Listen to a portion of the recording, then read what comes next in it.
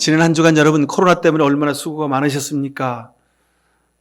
여러분의 수고에 하나님이 복을 내려주실 줄로 믿습니다. 저도 지난 한 주간 동안 지나면서 일을 하러 나갈 수도 없고 그리고 약속에서 만난 사람도 한 사람도 없습니다. 지난 어제 결혼식이 있었는데 결혼식도 그 근처에 가서 주차장에서 내리지도 않고 그냥 축의금만 전해주고 돌아섰습니다. 다만 교회 릴레이 기도로 하러 오신 한 분 한 분 우리 교우들 몇 분 얼굴을 마주했을 뿐입니다. 하나님께서 반드시 여러분 모두의 기도에 응답해 주시리라고 믿습니다. 덕분에 저는 미뤄놓았던 교회 여러 가지 일들을 열심히 할 수 있는 시간을 얻었습니다.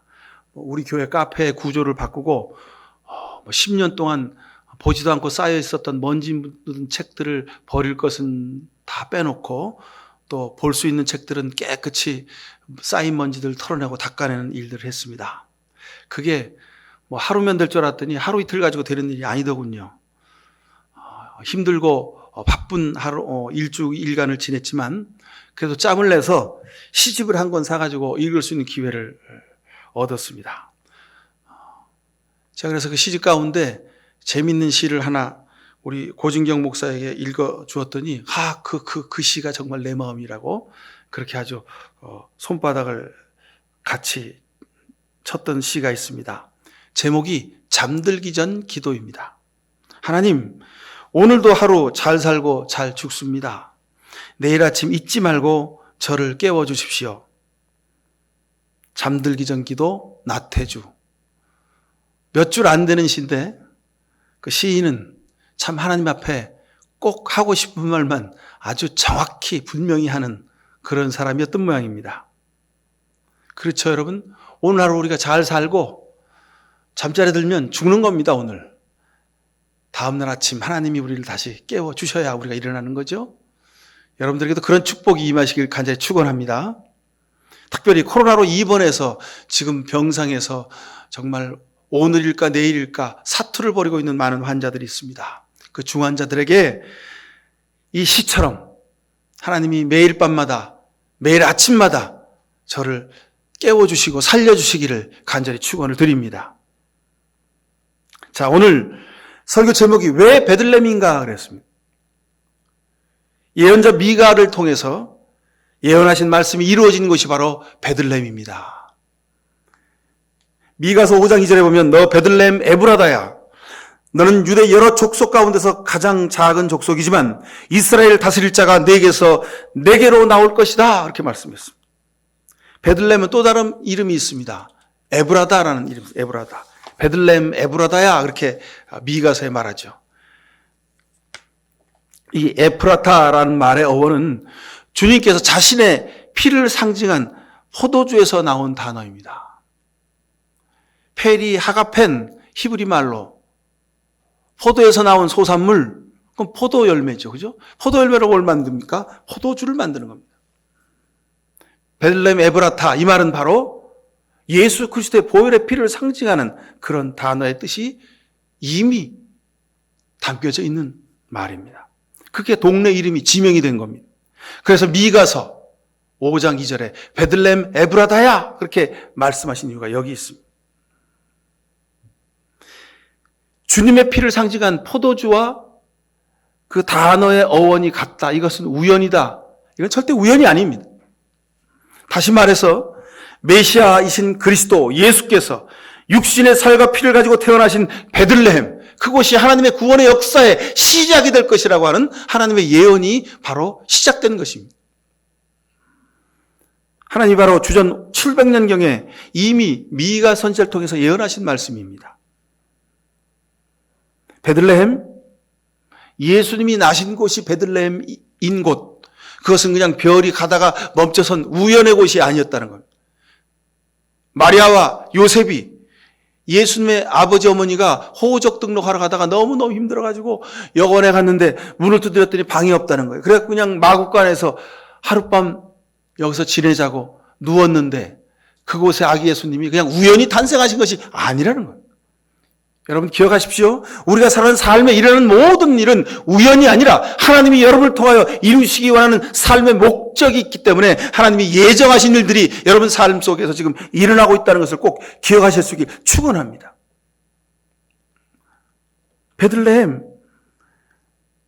베들레헴의 뒤에 두 글자 레헴, 이건요 히브리 말로 빵, 우리말로 떡이란 말입니다. 베들레헴은 레헴의 장소 이 말입니다. 떡을 만드는 집, 그런 뜻입니다. 떡집이죠. 바로 세상의 떡으로, 세상의 빵으로, 생명으로, 먹을 것으로 오신 예수 그리스도의 삶을 상징하는 동네가 이 베들레헴입니다. 그러니 주전 700년경부터 예수님이 나실 그때까지 하나님은 이미 이스라엘 백성들의 역사와 삶을 통해서 메시아로 오시는 예수 그리스도의 삶을 이미 예정하고 계셨던 겁니다. 여러분 삶에 예수 그리스도가 2020년 성탄절을 통해 태어나시기를 하나님이 예정하셨음을 믿으시길 축원합니다. 예수 그리스도의 탄생과 죽음은 이렇듯이 하나님의 예정하심, 섭리 속에 있는 생명의 축복의 사건입니다.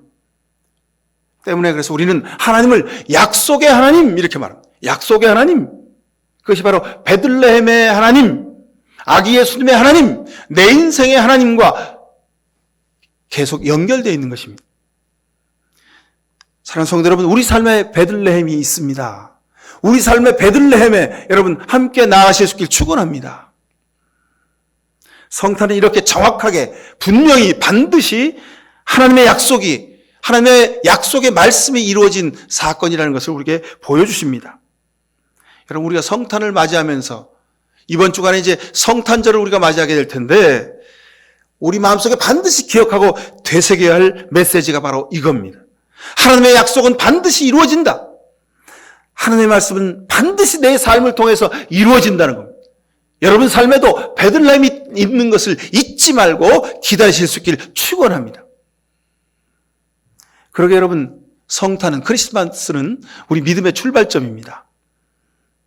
그리고 마지막 종착점은 예수 그리스도의 십자가입니다. 베들레헴에서 생명의 떡으로 오신 십자가의 구원의 사역을 동시에 우리는 볼 수가 있습니다. 자, 이번 주간 성탄 주간입니다. 코로나 때문에 전통적인 우리가 모여서 드리는 예배를 드릴 수가 없습니다. 함께 성탄 축하 케이크를 자르고 캐롤을 부르고 서로 박수치고 웃으면서 성탄의 기쁨을 함께 나눌 수가 없게 되었습니다. 그러나 여러분, 우리 각각의 가정에서 가족들과 함께 우리 심령 깊은 곳에 예수 그리스도의 나심을 조용히 맞이할 수 있는 절호의 기회가 이번 성탄절입니다. 가장 아름다운 성탄 맞이는 바로 이것입니다. 여러분 삶 속에, 여러분 가정 가운데 아기 예수님이 꼭 태어나시는 이번 2020년 코로나 성탄절 되기를 간절히 축원드립니다. 크리스마스의 정확한 뜻은 크라이스트 미사 그러죠. 그리스도를 경배하는 날이 바로 그 날입니다. 주후 337년 콘스탄틴 황제 때에 성탄절을 법으로 제정해서 지키기 시작했습니다. 자, 근데 이것은 세상 사람들이 지키는 그냥 떠들썩한 그런 축제의 날이 아니라 하나님이 나를 구원하시기 위해서 아기 예수님을 보내주신 거룩한 날, 생명의 날, 성병된 날인 것을 여러분 기억하실 수 있길 바랍니다. 그러기에 다른 사람은 만날 수도 없고 집 밖에 나다닐 수도 없고 그저 집 안에서 가정 예배를 드리는 이번 성탄절 예배야말로 가장 뜻깊은 성탄 예배가 될 줄로 믿습니다. 자, 베들레헴에 또 다른 숨겨진 은혜가 있습니다. 베들레헴이 베들레헴인 이유, 첫째로 베들레헴에 아기 예수님이 있기 때문입니다. 베들레헴 마국과는 사람들의 생각과는 거리가 먼 곳입니다. 베들레hem 마국과는 사람들이 관심하지 않았던 곳입니다. 불편하고 냄새나고 춥고 외로운 곳, 컴컴한 곳. 하지만 예수님이 계신 곳이었기에 그곳은 가장 거룩한 곳이요, 가장 빛나는 곳이요, 은혜와 영광이 넘치는 곳이 되었습니다. 동방박사 목동들이 찾아오는 곳이 되었습니다. 마찬가지로 그럼 우리 교회도, 우리 삶도 이와 같아야 합니다. 예수님이 계셔야 교회가 교회입니다. 예수님이 계셔야 내 삶이 삶입니다. 그래야 비로소 교회이고 크리스찬이 될 수 있는 거죠. 예수님이 없는 교회, 예수님이 없는 그리스도인. 코로나 시대에 세상 사람들이 먼저 알아버렸어요. 아, 교회에 예수가 없구나. 그리스도인 속에 그리스도가 없구나. 세상 사람들이 이미 다 알아버렸어요. 여러분, 교회가 다 아닙니다. 교회 다닌다고 전부 그리스도인이 아닙니다.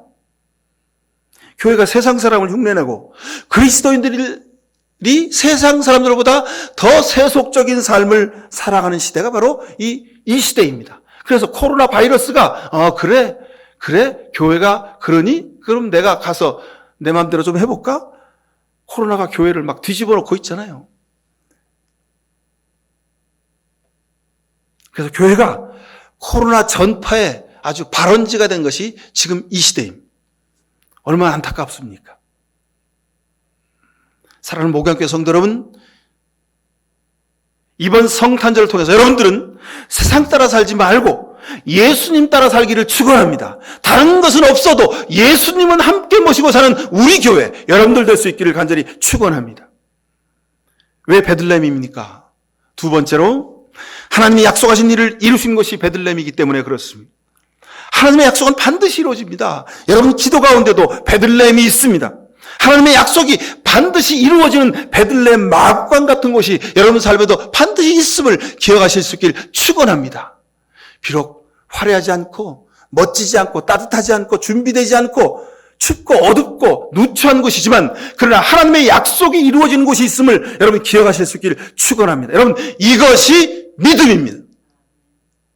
A 더하기 B는 C, 반드시 이루어질 수밖에 없는 논리적 구조를 가지고 있는 일, 그것은 하나님이 없어도 예수님이 없어도 아기 예수님이 태어나지 않으셔도 그건 세상 사람들이 다 믿고 따릅니다. 그건 믿음이 아닙니다. 야, 어떻게 베들레헴에 서는 것이 날 수 있어? 야, 어떻게 마국간에 아기 예수님이 나? 어떻게 하나님이 사람의 몸을 입고 세상에 나와? 있을 수 없는 일입니다. 그런데 하나님은 그 일을 이루어 주셨습니다. 베들레헴에 가려면 하나님의 약속이 이루어지기를 원하시려면 여러분 이번 성탄절에는 구태의연한 편안한 삶의 자리에서 머물지 말아야 합니다. 익숙한 옛날의 습관들을 버리실 수 있기를 축원합니다. 이번 성탄절에는 지금까지 해오던 내 삶의 모습이 무엇 하나라도 바뀌어져야 됩니다. 그래야 베들레헴입니다. 목동들은 바쁘고 피곤한 삶을 사는 이들이었습니다. 왜요? 밤을 새워 양을 지켜야 했습니다. 아무리 춥고 아무리 어두운 밤일지라도 저들은 눈을 뜨고 그 추위를 이겨가며 승냥이로부터 늑대들로부터 양을 보호하는 임무를 밤새워 수행해야 했습니다. 아마도 오늘 읽은 9절 본문의 천사들이 이렇게 말하죠. 그런데 주님의 한 천사가 그들에게 나타나고 주님의 영광이 그들을 두루비치니 그들은 몹시 두려워하였다 그랬습니다. 천사가 그들에게 말하였다. 두려워하지 말아라. 나는 온 백성에게 큰 기쁨이 될 소식을 너희에게 전한다. 오늘 다윗의 동네에 너희에게 구주가 나셨으니 그는 곧 그리스도 주님이시다. 자, 천사가 목동들에게 이 말을 전했습니다. 이 말을 듣는 목동들이 어떻게 반응했을까요? 아마도 대부분의 목동들과 몇몇 소수의 목동들과 의견이 갈렸을 겁니다. 그곳에 5명이 있었든지 10명이 있었든지 서로 의견이 갈렸을 겁니다. 대부분의 사람들은 이랬을 거죠. 야야야, 무슨 천사가 무슨 얼어 죽을 천사야. 에? 우리가 뭘 잘못 봤겠지. 날밤을 새우니까 헛것이 보인 거야. 날밤을 새우고 힘들어 죽겠는데 어딜 가냐고. 빨리 집에 가서 자자. 이랬을 겁니다. 근데 그 중에 한두 명은 아니다. 금방 우리 앞에 천사가 지금 나타나서 말했잖아. 별이 빛나는 곳, 천사가 일러준 그곳 베들레헴으로 가보자. 가보면 되잖아.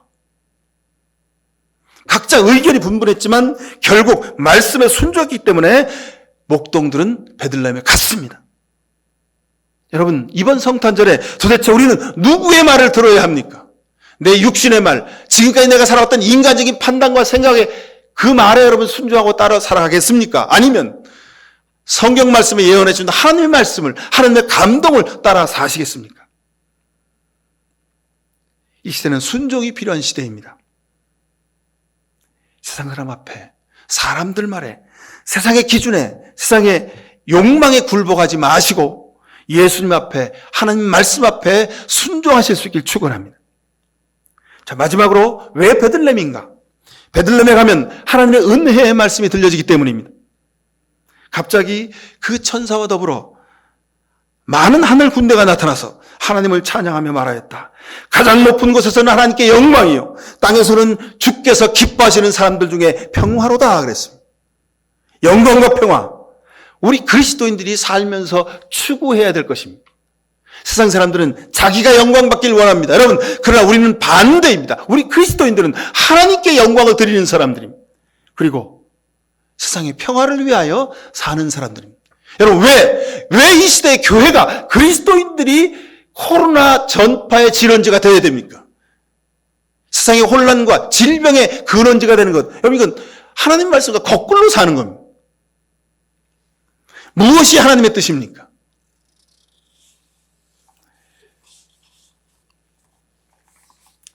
코로나 방역법을 어기고 굳이 모여서 예배하는 것이 하나님께 영광 드리는 겁니까? 여러분, 착각도 정말 가지가지입니다. 특별히 2020년 성탄을 맞이하는 세상 모든 사람들에게 이 말씀이 선포되길 간절히 축원합니다.